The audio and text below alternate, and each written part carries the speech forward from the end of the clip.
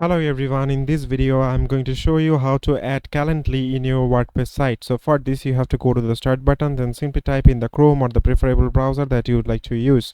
After that you have to simply type in www.wordpress.com in the top search bar, and then you have to simply go to the quick links option from here, and then you have to simply click on the edit site option, and then it will simply take you to this page like this where you can edit your site. And then what you need to do is simply click on the plus icon in the top navigation bar. Here you can see the blue icon plus.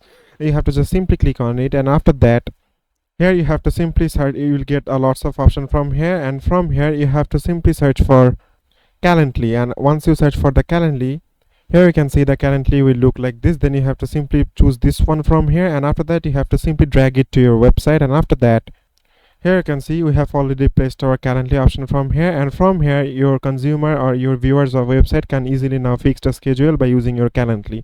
So it is as simple as that, guys. Thank you very much for watching this video.